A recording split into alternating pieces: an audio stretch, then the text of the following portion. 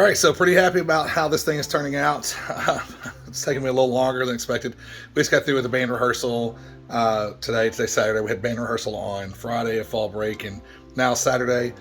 Today was a little bit more, a little more difficult, kind of running through things. We're working on getting our closer on, and we still don't quite have all the music down just yet. Trying to put it with some drill that we had changed. So it's a little tough, but I still feel really good for this week. Can't wait to have a great week of rehearsals. Actually have a concert, a fall concert on Thursday too, so should be nice. But did a lot of work on this because I really wanted to have it ready for these band practices that we just had. Didn't get it quite ready, so I didn't want to rush it because I've been working hard on it and I want it to look good. So let me show you where we're at. We even have wheels on it, rack rails in it and stuff like that. So yeah.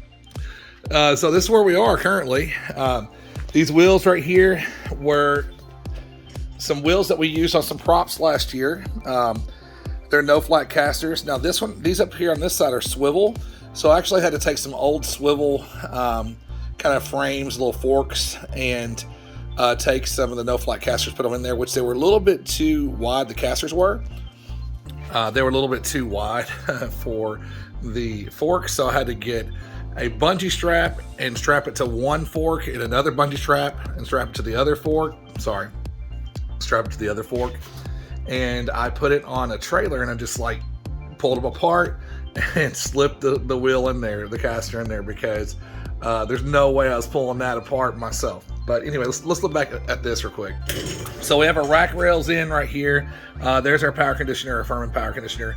The only other thing that we're having this rack is going to be a wireless mic system, a Shure wireless mic system. We'll have that in there.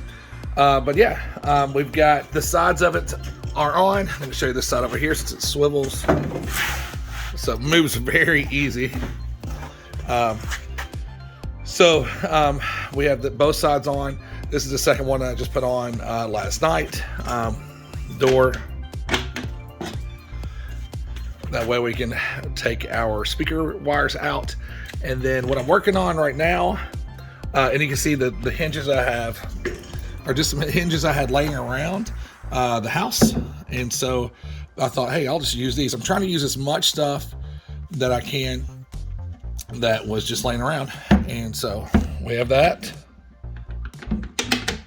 And then here we're going to work on the back now. And so I have the back completed as far as, well, actually it's not quite complete. I still got to cut just a little bit off right here. And then I'll put the back on and then I'll trace out where the doors are going to go. And then we'll get that put on. So let's get to work putting this back on. And I think I'm actually going to film this part of it. I haven't been able to film because I was kind of under the time crunch trying to get this ready for something I didn't even have it ready for. So here we go. So I'd cut this piece the night before and I had it where it would just fit basically left to right on the cart. But vertically, there's another piece that will go above this that will be on a hinge to kind of open the back of the cart where the inputs are for the soundboard. And so I didn't have that exactly centered. You can kind of see where my hand is. There's a line I drew, and that's the center line. I didn't have it centered, so I wanted to make sure that I had it centered to give enough bite for the hinges for the upper piece that will lay down whenever we put it on. So got that piece cut off, and now what I'm going to do is just go ahead and get this tacked on. So I'm just going to tack in a couple of staples or brads into here to hold it in space whenever I flip it back up. And I'm going to trace out the doors.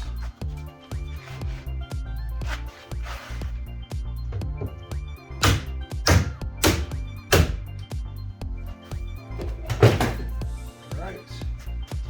Should hold it up.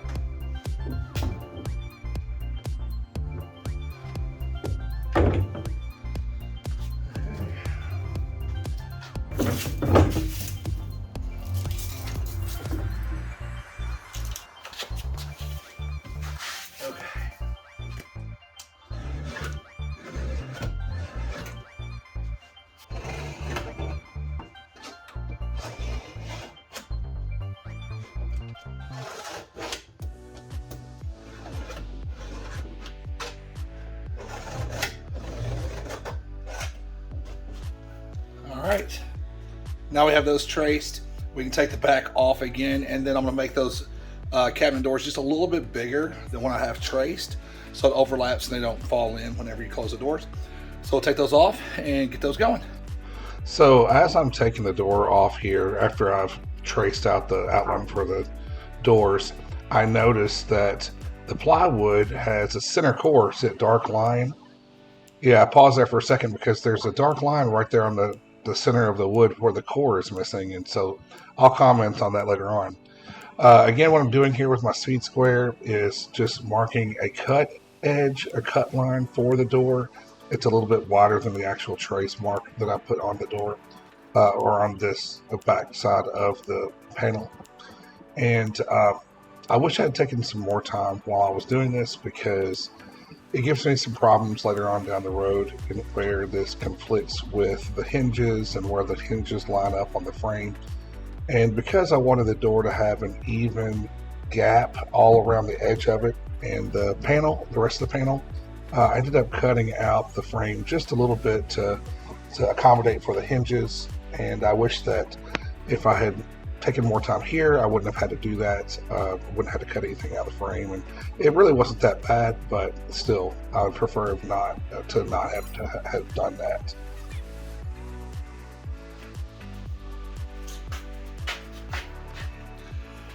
All right, we do the outline to kind of, we didn't do one right here because that's where the hinges are going to go, and then kind of some mistakes on that end. And then down there we have the same thing. So now we have to cut these out. I've been using just my circular saw and kind of dropping it in because it's giving me the straightest cut. And then I go back at the end and use a jigsaw to cut out the corners just a little bit nicer. And then I also use my oscillating tool to give me just that little bit extra to cut off of the end. So let's get to cutting on these.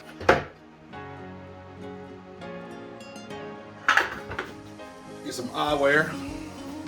I had some clear ones, but I don't know where they went. These are sunglasses, kind of, but they're protective, so just can't see as well with them. So I'm cutting out these doors just like I did to the side panels with my circular saw.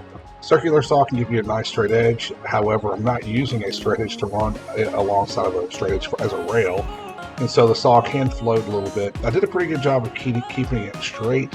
But still, I wish there was a better way. I'm sure there is, that I could have cut these doors out to get them even straighter. I was just kind of under a time crunch, didn't want to put a straight edge on every single side of each one of these doors to make sure the circular saw was exactly in line. Also, with circular saw, you can't get all the way to the corners because of the curved nature or the circular nature of the blade. So I used my jigsaw for that. And the jigsaw has a different thickness on its blade, and so it doesn't quite line up, and it just leads to you have to do more work to cut out the corners. But yeah, if any of you guys have any ideas of how to make that better, let me know.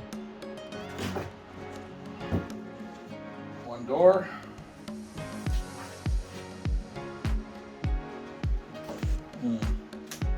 Didn't get a very good piece of wood. I'm going to put some wood filler in here. Not too happy about that, especially with the price of wood. Missing that center core, as like I said, you can see on the side edge of the piece of plywood. Causes problems and doesn't make it strong when I go to put it together. You can't tell, I'm just that little bit covered in sawdust. So, if you ever see me in my videos, look like I have dandruff all over me because I like to wear black shirts. I'm not saying it's not dandruff, maybe it is, I don't know, hopefully not, but it's usually sawdust. It's hard to get off.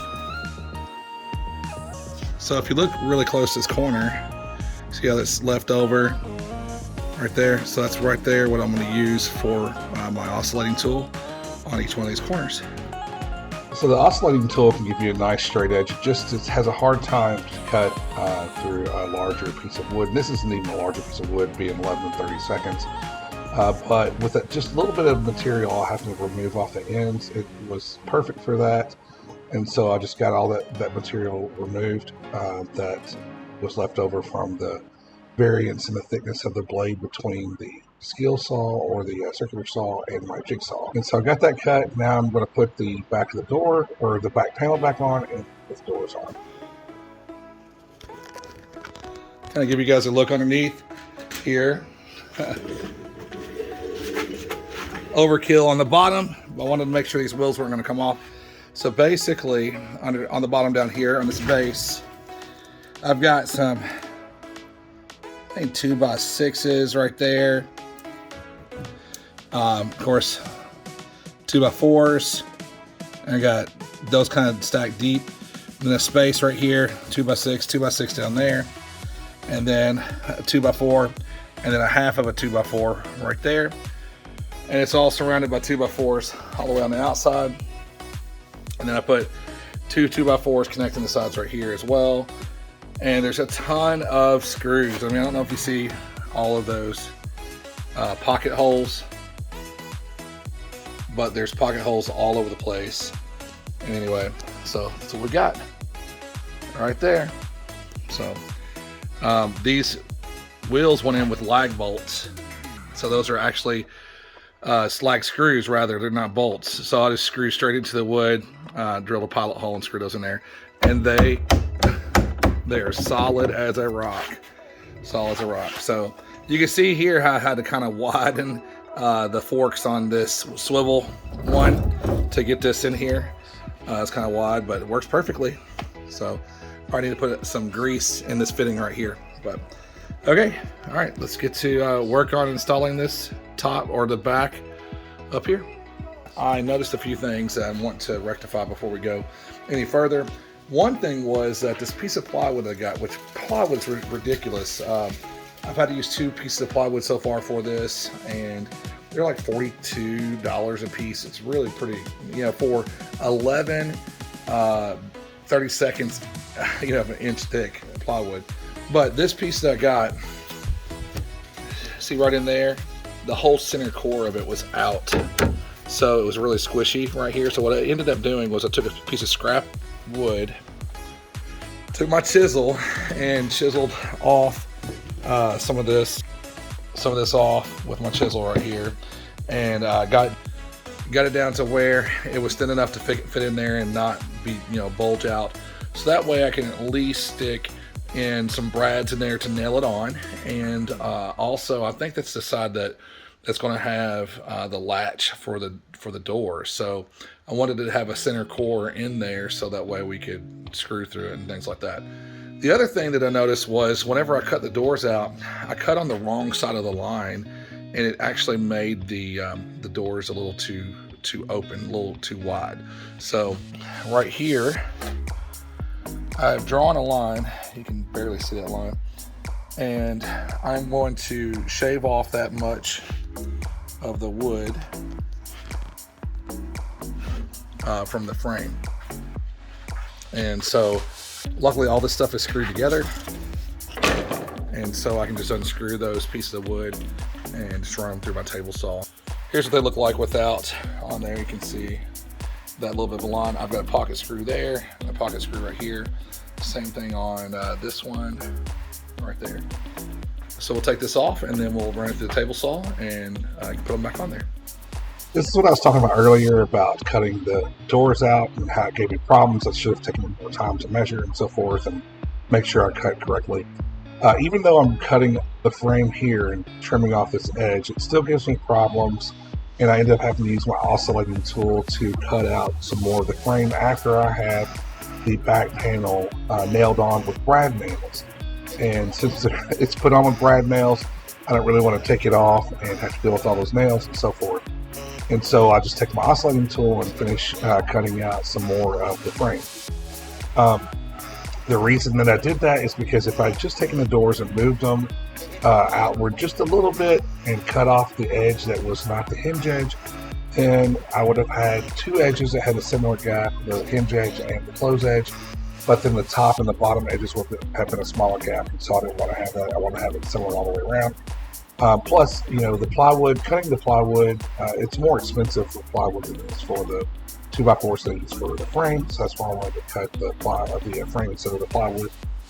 So yeah, it ended up working on that in the end.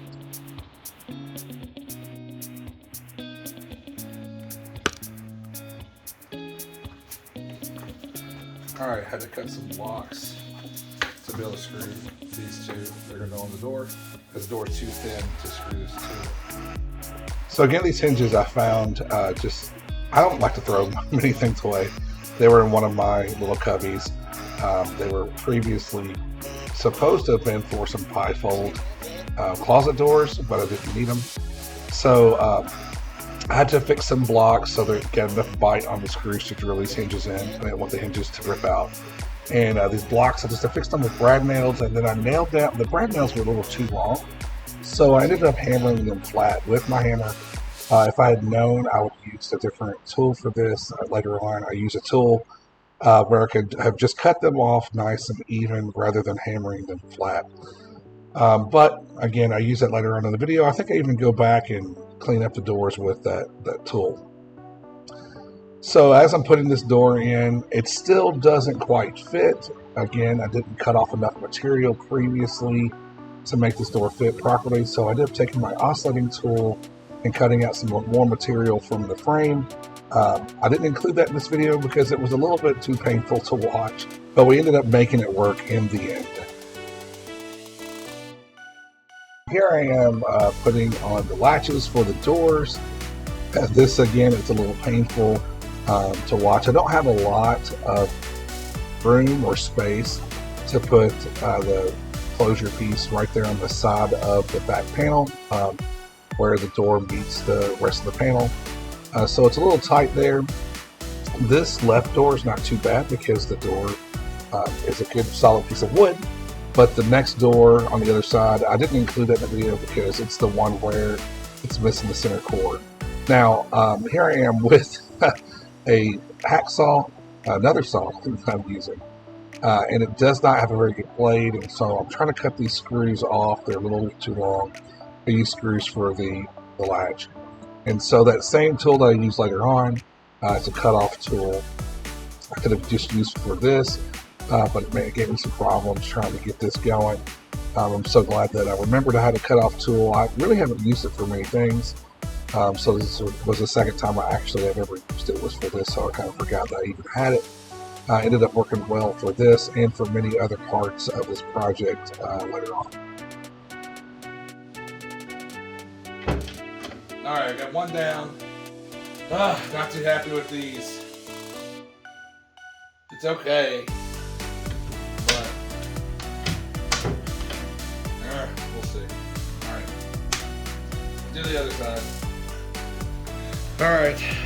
Well, I got on the door, not happy with it, but what we'll do now, I'll come back to that. I also put on this back bit as well. Right now I'm going to grind down instead of using my hacksaw, which took forever, I'm going to grind these down with this angle grinder, and hopefully it'll go quicker. So finally, I have a tool that's going to work well and nice and quick for this job. I think, a lot of doing this stuff is knowing exactly which tool is going to work the best and doing a lot of planning ahead of time so that way you can save yourself time on the backside while you're doing this. So if I'd known this previously, I could have done it a little bit quicker earlier in the project, but now I know I'll have this for future projects with this angle grinder in my arsenal of tools.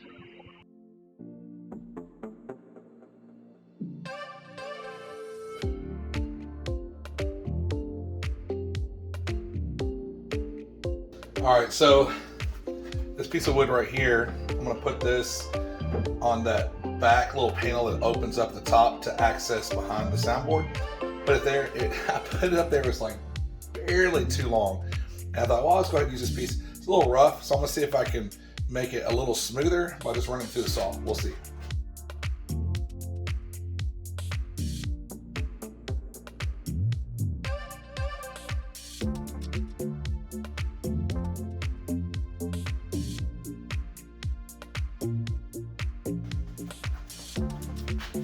Put this here.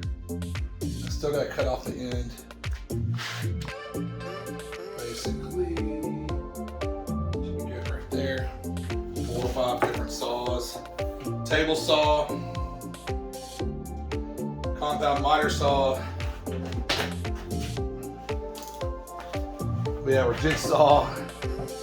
So table saw, compound miter saw, jigsaw, skill saw, and we have our oscillating saw. Yeah, 5 different saws.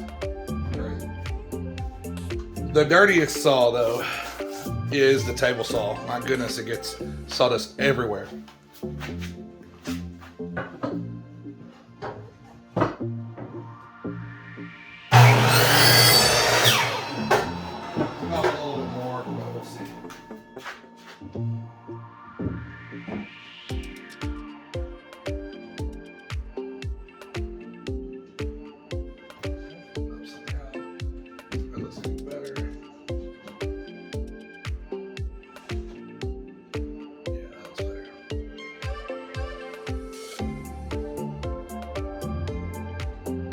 Here I'm affixing this piece of wood to the access panel with a brad nailer.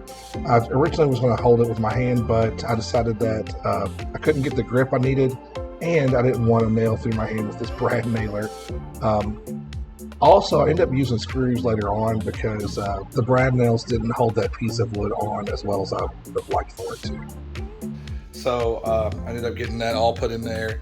Took my grinder and ground down the brads again. So now we're going to put eye hooks, or hooks and eyes. So this right here, and it'll hook straight into that, and get a nice closure for this back access panel. So it honestly took me a long while to figure out how in the world I was going to close this access panel, and also later on when I put the lid on the top, how I was going to get that to affix to the cart. But these hooks with eyelets really worked out well, and I used them for both this access panel, the front panel, and the top to keep it affixed to the sound card, and they ended up working out really, really well. See how well it closes.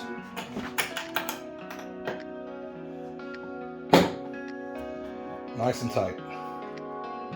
Takes them. It'll take a little bit of force to open it up. Yeah, it'll work though. It'll work. All right, sweet. Now I'm gonna do one more side. All right. On this side. So here we go. Up close. So the video camera ended up cutting out there at the very end, but here you can see that we do have a closure here, as well as a closure right here on both sides to kind of finish out what I was doing. This is a good stopping point for this video. I know that I only put on basically a side panel and then the back panels, but off camera we did put on the wheels and the base and things like that. So a lot of stuff was actually done in between the last video and this one. What we have left now is we actually have to create the top, we have to create the front, and figure out how to fix the bottom part of the front, because we don't use the hooks and eyelets for the bottom part. We use a different, like a little ledge with a lip on it that kind of catches it. And we have to paint it, we have to put all the electrical in the box, low voltage and high voltage, plugs and then the mic cables and DB25 cables.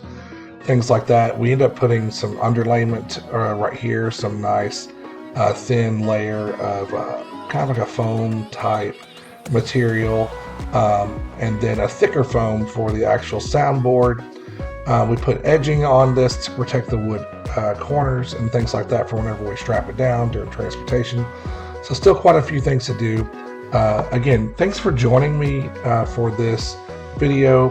Hopefully you find this stuff helpful. And if you're a band director and you have a parent or someone who would like to build a cart rather than spending so much money on a cart, then hopefully this will be good for you. I'll also in a future video put a price breakdown of what it costs for this cart and for the individual parts and where I got them from, and some links and things like that for where you can get these things. And I'll compare it to the cart that I was basing this off of. So again, thanks for being with me. Thanks for watching. Thanks for subscribing. And we'll see you guys next time.